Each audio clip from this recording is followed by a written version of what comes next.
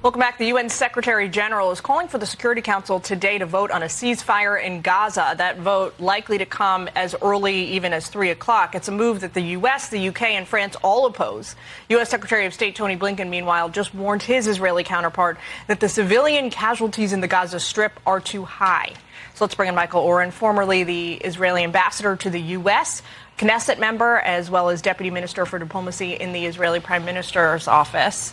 Ambassador Oren, thanks for being with us today. Take a listen to the Secretary General earlier today. I want to get your reaction.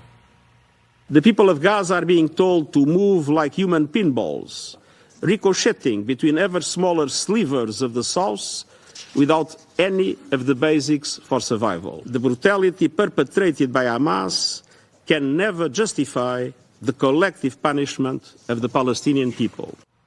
So echoes of that theme is what we've been hearing all day from the Secretary General. What do you say? Well, what do we expect from the UN, Jillian? This is the UN that condemns Israel more frequently than all countries in the world combined. The Secretary General, Guterres, has been almost uninterruptedly pro-Hamas throughout the entire war. He only sort of very begrudgingly mentions Hamas now and the atrocities of October 7th.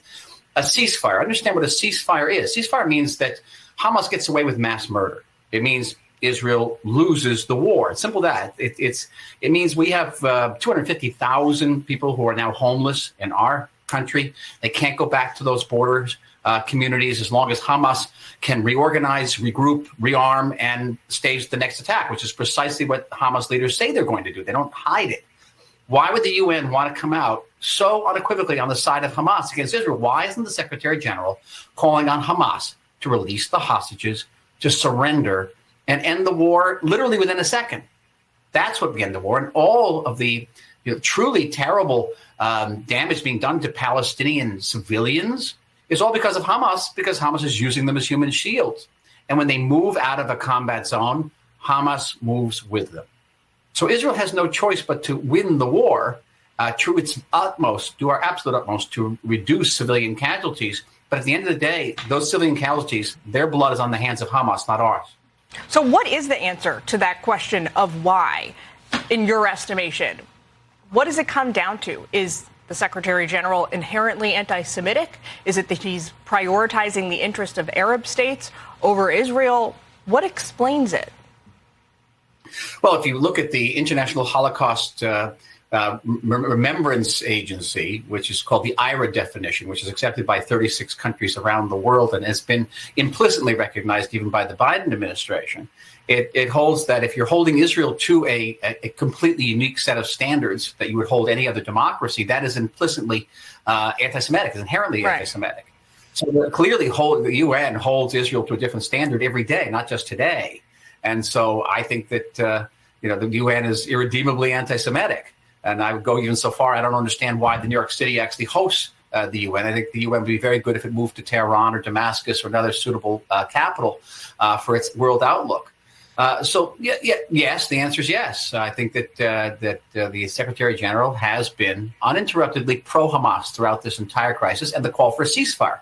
Why is the United States and other Western countries going to veto this? Because they understand a ceasefire means Hamas wins, Israel loses, and it's worse than that. Once Israel loses, France is going to lose, Britain's going to lose, eventually the United States will lose too.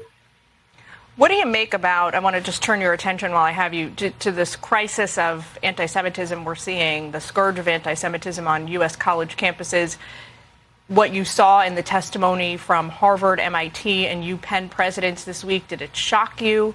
Did you expect something like that might happen? It wasn't so much the answers that shocked me. I've taught at these universities. I've studied at these universities. I'm a graduate of these universities. And I've just come back from a tour of the United States. I'm in Israel tonight and meeting with students. I was at Columbia's campus. I spoke with Cornell students. They're scared, Jillian. They're scared. And to say that this hate speech and calls for Israel's destruction is not threatening to these students is to be completely detached, and I think in a criminally negligent way from the reality on their own campuses. But I would say I wasn't even shocked by the responses of these presidents. What shocked me was their attitude, was the smirks on their faces. They were half laughing at Congress as they responded to this. They I thought that they had the moral high ground to that degree. I think they all should resign. I think without delay. Resignations, perhaps. Dismissals could be coming as early as today. There is this groundswell of pressure now against the university's boards pushing for this. We will see. Mr. Ambassador, thanks for taking time with us this afternoon. We appreciate it. Thank you. Bye-bye.